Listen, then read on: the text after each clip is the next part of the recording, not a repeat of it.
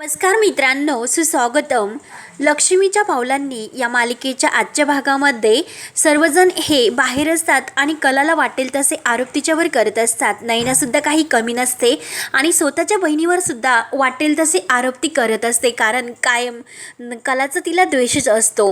तेव्हा नैना मुद्दाम सर्वांसमोर म्हणते की मी कलासारखी नाही, की आत एक आणि बाहेर आहे आणि खोटं वागायला तर मला अजिबात जमत नाही. तेव्हा नैनाचे हे बोलणे ऐकून रोहिणी मात्र ही नैनाकडूनच बाजू घेऊन बोलते, अहो मिसेस खरे, तुमच्या दोन्ही मुली म्हणजे दोन टोकं आहेत, एक अशी आणि दुसरी तशी. तेव्हा नैना संगीताला म्हणते की अगं मम्मा, तू बघितलेस का, या घरात सर्वजण जशास तसे वागतात आणि सर्वजण किती प्रेमाने आणि व्यवस्थित माझ्याशी वागतात हे तर तू बघितलेस. मग तूच हाच विचार कर की सर्वजण कलाशीच का असे वागतात, सर्वजण तिलाच असे का करतात, कारण कला सुद्धा कायम चुकीचीच काहीतरी करत असते आणि कायम चुकत असते.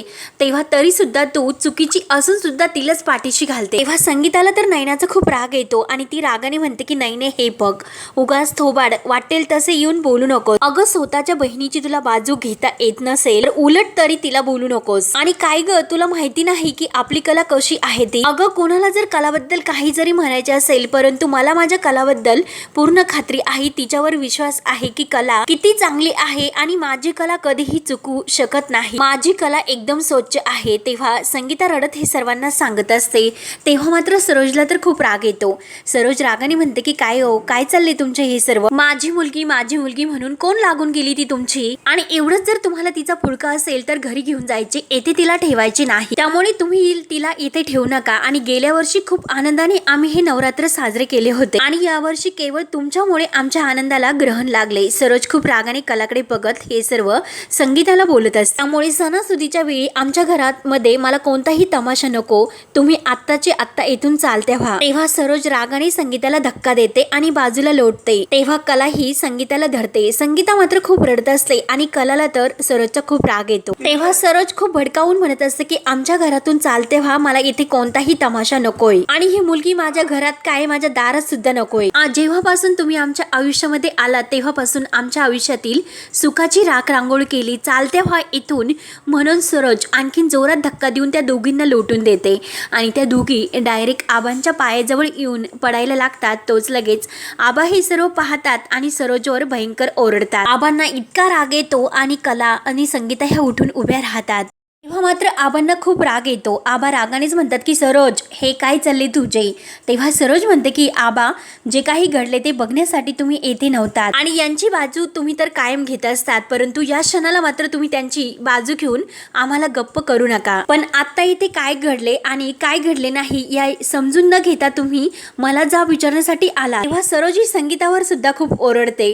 तेव्हा आबा म्हणतात की सरोज थांब, तुझ्याकडून मात्र मला ही अपेक्षा केव्हाही नव्हती. अगं, आपण घरी आलेल्या कोणत्याही माणसाला असे हात धरून बाहेर नाही काढू शकत. अगं, चांदेकरांकडे फक्त पैशाची नाही तर संस्काराची सुद्धा श्रीमंती आहे, ही गोष्ट तू लक्षात ठेव. नीतिमत्ता आहे आणि मला या सर्वाचा खूप अभिमान होता, या सर्वांची तुला खूप जाण होती. आता तुझे काही वागले, मग तुझे हे संस्कार आहेत का. तेव्हा सरोज म्हणते की आबा प्लीज तुम्ही. तेव्हा आबा मात्र सरोजला काही बोलून देत नाही, कारण आबा इतके सरोजवर चिडलेले असतात आणि सरोजला ते शांत राहायला सांगून म्हणतात की आज नवरात्र आहे आणि प्रत्येक नवरात्रीला देवी आईची आरती आणि इतर प्रत्येक गोष्टीची जबाबदारी ही तुझ्यावर होती, कारण तू या घरची कर्तबगार सून होती, म्हणून ही सर्व जबाबदारी तुझ्याकडे होते, ते सर्व हक्क तुला दिले होते. पण ह्या वर्षी मात्र मी आता एक खूप मोठा निर्णय घेतलेला आहे की सरोज, तू देवी आईच्या आरतीचा मान तुला ह्यावेळेस नाही मिळणार. ते ऐकून तर सरोजला खूप मोठा धक्का बसतो आणि आबांचा खूप राग येतो. तेव्हा रोहिणीच्या तर अगदी मनातील होते, परंतु बाकी सर्वांना खूप मोठा धक्का बसतो. आबा म्हणतात की अगं सरोज, तू तर वाईट वागलीच आणि वाईट वागणाऱ्या माणसाला, त्या माणसाचे मी कधीही समर्थन करत नाही, त्याची बाजू केव्हाही घेत नाही. तेव्हा सरोज रागाने कलाला म्हणते की झाले का तुझे समाधान,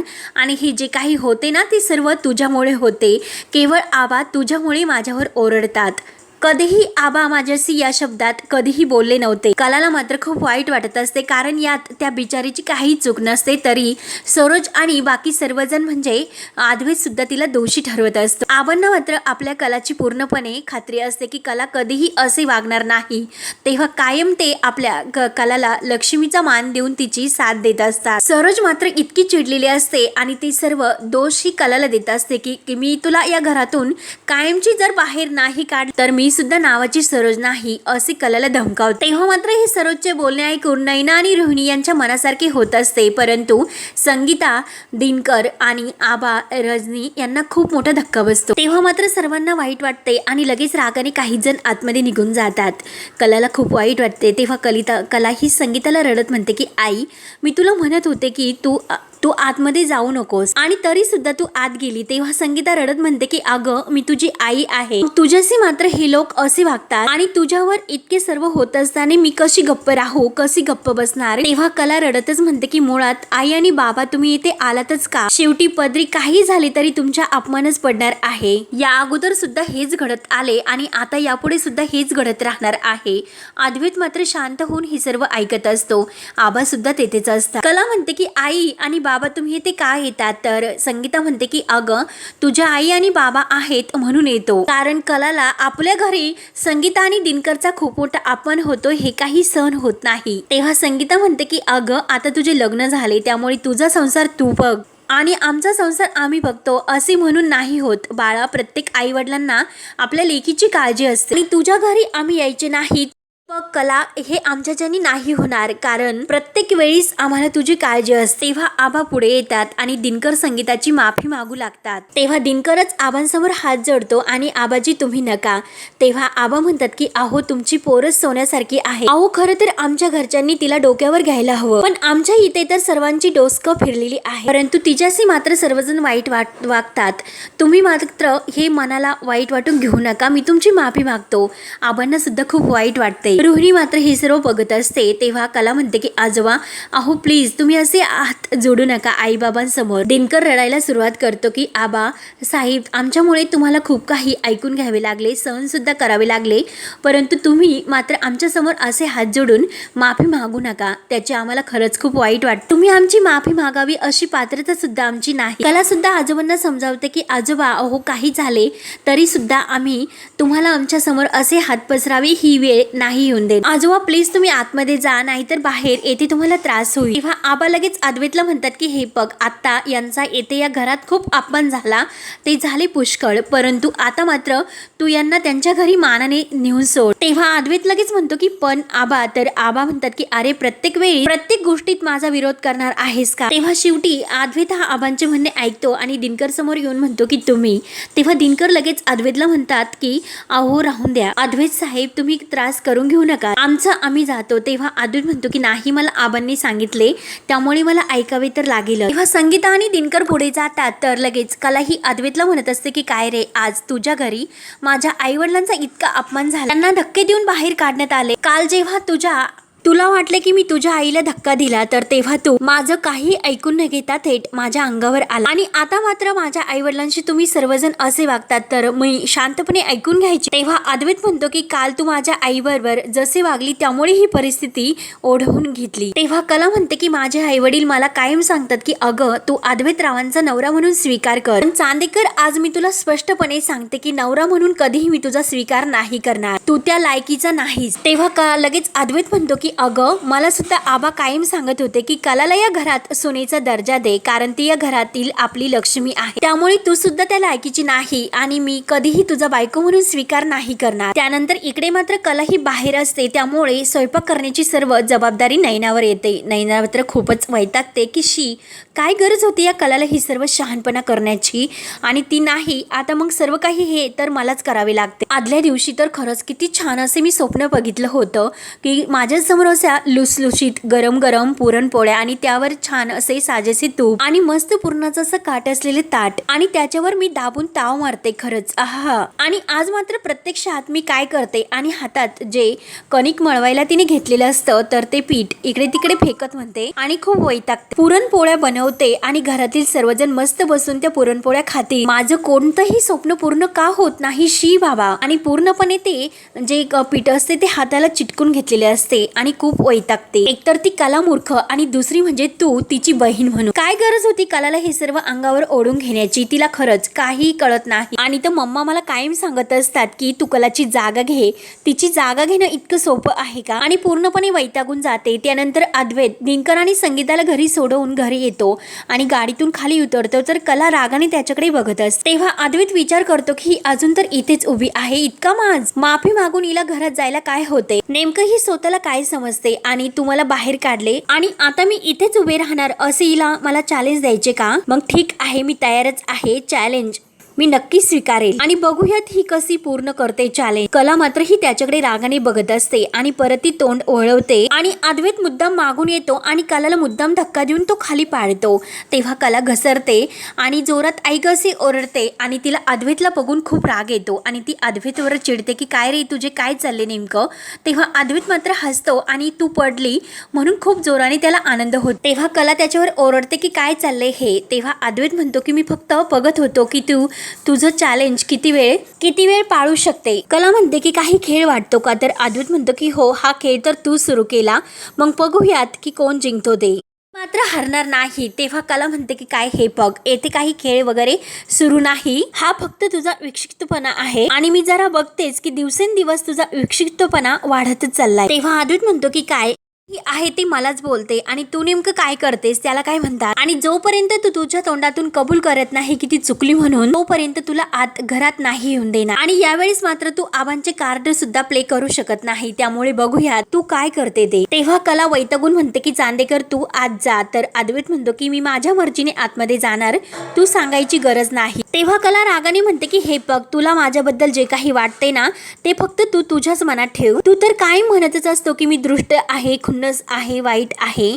तेव्हा अद्वैत म्हणतो की हो आहेसच. मग काय ग, काय बघतेस माझ्याकडे? तेव्हा कला म्हणते की हेच बघते की अहंकाराने आणि स्वार्थाने भरलेला माणूस कसा दिसतो ते बघते. तेव्हा अद्वैत म्हणतो की खोटं बोलून आमच्या घरात घुसखोरी केली, माझ्या घरच्यांनी चांगुलपणा आणि माणुसकी दाखवून स्वीकारल्यानंतर सुद्धा त्यांना ऍटिट्यूड दाखवणारी मुलगी सुद्धा मी बघतोय. तेव्हा कला म्हणते की काय स्वीकारून? चांगुलपणा आणि माणुसकी काय, याला माणुसकी म्हणतात का? अरे ज्या दिवशी मी तुझ्याबरोबर लग्न करून घरात आले त्या दिवशी माझा व्यवस्थित गृहप्रवेश सुद्धा झालेला नाही आणि त्याच गृहप्रवेशाच्या दिवशी आई वडिलांबरोबर कोणताही संबंध ठेवायचा नाही अशी आठ ठेवण्यात आली. अरे माझं लग्न होऊन सुद्धा, नववधू असून सुद्धा कित्येक महिने या घरात स्टोरूम मध्ये राहावे लागले. आणि एवढेच नाही की माझे आई वडील जेव्हा जेव्हा या घरात आले तेव्हा त्यांचा वाटेल त्या पद्धतीने आणि अगदी घाणेरड्या पद्धतीने अपमान करण्यात आला. कधी माझ्या आईवर आणि कधी माझ्या बहिणीवर चोर म्हणून आरोप करण्यात सुद्धा मागे पुढे बघितलेले नाही. मग याला तुमच्याकडे माणुसकी म्हणतात का? अच्छा, म्हणजे माणसाला माणसासारखी वागणूक द्यायचीच नाही, अगदी सतत उपकार केल्यासारखेच त्याला दाखवत राहायचे. ही श्रीमंत चांदेकरांच्या माणुसकीची व्याख्या आहे. तेव्हा अद्वैत म्हणतो की अगं, एखाद्याशी चांगलं वागण्यासाठी समोरचा माणूस सुद्धा त्या लायकीचा असायला हवा. आणि जर समोरच्या माणसाला असे वाटत असेल की कायम त्याचीच बरोबर आहे आणि जर तो त्याची चूक मान्य करतच नसेल तर असे लोक त्याच्याशी असेच पद्धतीत वागतात. तेव्हा कला म्हणते की काय रे हे चांदेकर काय लावले? कोण आहेत हे चांदेकर? या घरात राहणारे जे चांदेकर आहेत ना, ज्यांना अख्ख्या कोल्हापूरमध्ये सन्मान आहे आणि जे ह्या कुटुंबाचे प्रमुख आहेत ते तर म्हणजे आबा माझ्याशी अत्यंत चांगले वागतात. पण तू मात्र ज्या काही माणुसकी आणि चांगुलपणाबद्दल बोलतोस ती बहुतेक वेगळ्या प्रकारची असेल. तेव्हा अद्वैतला राग येतो. अद्वैत म्हणतो की गप्प बस, मला माहिती आहे की मी काय बोलतो. तेव्हा कला म्हणते की अच्छा, म्हणजे आजोबा जे काही वागतात ते चुकीचे आहे असे तुला म्हणायचे का? तेव्हा अद्वैत म्हणतो की असे मी म्हणालो का? तेव्हा कला म्हणते की म्हणजे तुला आता मान्य आहे की तू चुकतो म्हणून. तेव्हा अद्वैत म्हणतो मी चुकतो ही सांगणारी तू कोण? त्यावर कला म्हणते मी तीच ऍटिट्यूड असणारी, माज असणारी, अति आगाऊ मुलगी. अरे मगाशी तू तर म्हणलाच, मग तीच मुलगी मी. अगदी रागाने ती अद्वैतकडे बघत असते. तर अद्वैत तिच्याकडे बघून हसतो आणि म्हणतो की अच्छा, म्हणूनच तुम्हाला मगासपासून म्हणते की जा जा म्हणून, म्हणजे मी गेल्यावर लगेच तू बसशील आणि मी आल्यानंतर तू लगेच उठून उभी राहशील. नक्की हाच तुझा प्लॅन आहे ना? तेव्हा कला म्हणते की हे बघ, पहिली गोष्ट म्हणजे तुला असे वाटते की मी तुला जितकं महत्व देते असे तुला वाटत असेल तर तेवढं चांदेकर मी तुला महत्व नाही देत. अरे दुसरी गोष्ट म्हणजे अरे चांदेकर, तू जसा वागतो म्हणून तुझ्यासारखे अख्खं जग वागे तसं मात्र नाही होणार. तेव्हा अद्वैत म्हणतो की तुला जे बोलायचे असेल ते बोल, मी शांतपणे ऐकून घेतो, पण मात्र मी कुठेही जाणार नाही, मी येथेच थांब. कला म्हणते की थांब, मला काही फरक पडणार नाही. आणि लगेच आपला कला तोंड वळवते. तिला इतका राग येत असतो. त्यानंतर इकडे मात्र आतमध्ये किचन मध्ये नयनाने मात्र पिठाची पूर्णपणे बासुंदी तयार केलेली असते. साधं कणिक कसं मळायचं हे सुद्धा तिला जमत नाही आणि त्या पिठाकडे ती बघत असते. रजनी मात्र तेथे कुकर गॅसवर ठेवते आणि तिचे नयनाकडे लक्ष जाते. तेव्हा ते सर्व बघून रजनी म्हणते की अगं नयना, कणकेत जरा पाणी जास्तच झाले. आणि तेवढ्यात तेथे आबा सुद्धा येतात. आबा हे सर्व बघून विचारतात की काय चाललंय आणि काय ग नयना, आजच्या आपल्या पुरणपोळीच्या नैवेद्याचं नियोजन संध्याकाळी आहे का? आणि जर आता कला घरात असती तर तिने लगबग करून पुरणपोळीचा नैवेद्य करून लगेच देवी पुढे ते नैवेद्य सुद्धा दाखवलं असता. आणि त्याच वेळेस आबांच्या मागून सरोज तेथे येते आणि सरोज हे सर्व ऐकते. आबा म्हणतात की कलामुळे आज आम्हाला खमंग पुरणपोळ्या सुद्धा मिळाल्या असतात, तिने खाऊ सुद्धा घातल्या असतात इतक्या वेळात. तेव्हा नयना म्हणते की अहो पण आबा मी प्रयत्न तर करते ना. आबा म्हणतात की अगं प्रयत्न तर तू संध्याकाळपासून करशील, पण अगं नैवेद्याचं काय, आज तर पहिली माळ आहे आणि जर तुला हे जमत नव्हते तर पुढे पुढे येऊन तू जबाबदारी का स्वीकारली? त्यामुळे हे सर्व जाऊन दे. आणि रजनीला म्हणतात की तू सर्व राहून दे, बाहेर जा आणि कलाला घेऊन ये. तेव्हा रजनी तर खुशच असते आणि हो म्हणते. तर सरोजला खूप राग येतो. आबा सांगतात की आपल्या देवीला मात्र सोन्याच्या हातचाच नैवेद्य हवा. तेव्हा सरोज लगेच म्हणते की कशासाठी? आणि या घरात काय फक्त दोनच सुना आहेत का, कला आणि नयना? आम्ही दोघी सुद्धा या घरच्या सुनाच आहोत. इतक्या वर्ष मी स्वयंपाक केला जरी नसला तरी मात्र मला स्वयंपाक येत नाही असे नाही. त्यामुळे यावेळेस मी आणि रजनी मिळून पुरणपोळीचा नैवेद्य करतो. आणि रजनीला म्हणते की काय ग? रजनी मात्र काही उत्तर देत नाही. तर सरोज लगेच म्हणते की तुला जर मदत करायची नसेल तर नको करू, मी एकटी हे सर्व करण्यासाठी समर्थ आहे. तेव्हा लगेच रजनी हसून म्हणते की नाही अहो वहिनी, तसे नाही, या आपण दोघी मिळून करूया. तेव्हा सरोज किचन मध्ये पाय ठेवते आणि नयनाकडे बघत असते. त्यानंतर इकडे कला तर बाहेरच उभी असते आणि अद्वैत तिच्या मागे एऱ्याझाऱ्या करत असते. तेव्हा कलाला आजोबांचे आठवते की आजोबा नेहमी सांगत असतात की घरात सणवार आला तर सुनेचा हातचा नैवेद्य असतो, पण माझ्या हातून मात्र आता नैवेद्याची काही बनणार नाही. म्हणून कलाला खूप टेन्शन येते. आणि खरं तर हे सर्व करण्यासाठी मला मनापासून आवडते. देवीची मूर्ती मी घडवली, परंतु तिच्यासाठी मात्र ही नैवेद्य करायचं नाही हे मला नाही पटत. तेव्हा मात्र अद्वैत तिच्याकडे बघत मनात म्हणतो की ही अति आगाऊ याचीच वाट बघत असेल की कधी माझे दुर्लक्ष होत आणि मला खाली बसायला मिळत. तेव्हा कला लगेच मागे वळून पाहणार तोच लगेच अद्वैत त्या बाकड्यावर जाऊन बसतो आणि कलाला म्हणतो की काय आलीच, वाटलंच होतं मला की तुझं चॅलेंज फार काळ टिकणार नाही म्हणून. तेव्हा कला म्हणते की हे बघ, मी इथे बसण्यासाठी सुद्धा नाही आले आणि तुझ्याशी बोलायला सुद्धा नाही आले. मला फक्त तुला इतकंच विचारायचं होतं की देवी आईसाठी नैवेद्य बनवायचं, त्यामुळे आत येऊन फक्त मला आंघोळ करून दे एवढंच म्हणायचं होतं. आणि हे बघ, मी कुठेही बसणार नाही जोपर्यंत तुम्हाला मानाने आतमध्ये घेऊन जात नाही तोपर्यंत मी घरात येणार नाही. पण देवी आईच्या नैवेद्याचा प्रश्न आहे म्हणून फक्त मला 15 मिनिट हवे. तेव्हा अद्वैत म्हणतो की नाही, मागाशी तर तू म्हटली होती की काही खेळ वाटला का, आता तुला खेळ वाटतो का? आणि तेवढ्यात सोहम बाहेर फोनवर बोलत येत असतो की हॅलो हॅलो, काही आवाज येतो का? आणि तो कला आणि अद्वैत जवळ येऊन उभा राहत. आणि तेवढ्यात कला लगेच सोहमला म्हणते की सोहम म्हणतो की काय वहिनी? कला म्हणते की अरे सोहम, माझं एक काम करशील? तेव्हा अद्वैत नाही म्हणून खुणावतो. सोहम मात्र त्याच्याकडे लक्ष देत नाही आणि कलाला म्हणतो की वहिनी काय काम आहे ते सांग. तेव्हा कला म्हणते की एक काम कर, मला पाण्याने भरलेली एक कळशी आणून देशील का? तेव्हा अद्वैत मात्र त्याला खुणावतो की नाही. तर सोहम ऐकत नाही आणि लगेच वहिनी मी घेऊन येतो आणि धावतच तो आतमध्ये निघून जातो. तेव्हा अद्वैत विचार करतो की आता ह्या आती आगाऊला पाणी कशाला लागत असेल, नेमकं हिचे काय सुरू आहे. आणि तेवढ्यात सोहम तिला हा कळशी आणून देतो.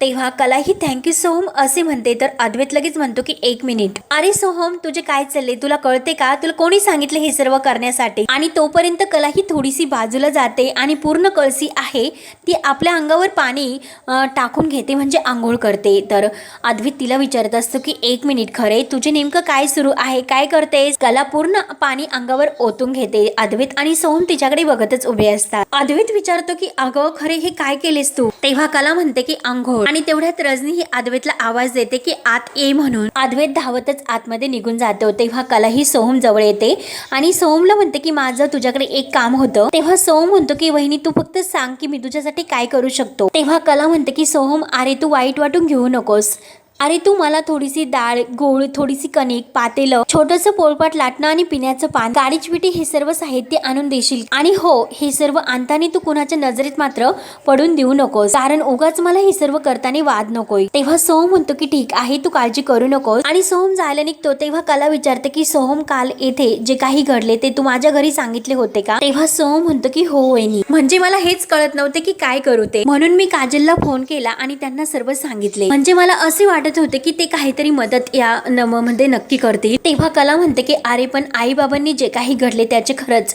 खूप टेन्शन घेतले असणार. अरे इथे काही घडले तरी त्यांना ते ऐकून खरंच खूप दडपण येत. त्यामुळे जे काही येते होते ते लगेच तू त्यांना सांगत नको जाऊ, खरंच बरे होईल ते जर नाही सांगितले तर. तेव्हा सोहम म्हणतो की अगं वहिनी, ते टेन्शन घेतात म्हणून त्यांना काही सांगायचे नाहीस का? आणि जगातील सर्व टेन्शन वहिनी फक्त तूच घेत राहणार का? नाही ना. तेव्हा कला म्हणते की फक्त तुम्हाला तेवढे सामान आणून दे. सोहम लगेच धावत जात. तेव्हा हा भाग येथे संपतो. पुढील भागामध्ये घरामध्ये पूर्णपणे ही नवरात्रीची तयारी होऊन देवी आईच्या नैवेद्याची सुद्धा तयारी झालेली असते. सर्वजण खूप छान तयार होतात आणि आबा हे सर्वांना नैवेद्य कुठे आहे म्हणून ताट दाखवायला विचारतात. तेव्हा मात्र सरोज ही हातामध्ये जो पुरणपोळ्याचा डब्बा असतो त्याचे झाकण काढायला जाणार, तोच लगेच सरोजच्या हातातून सर्व पुरणपोळ्या खाली पडतात. तेव्हा रोहिणी म्हणते की अगं सरोज वहिनी, सर्व पुरणपोळ्या तू सांडल्यास.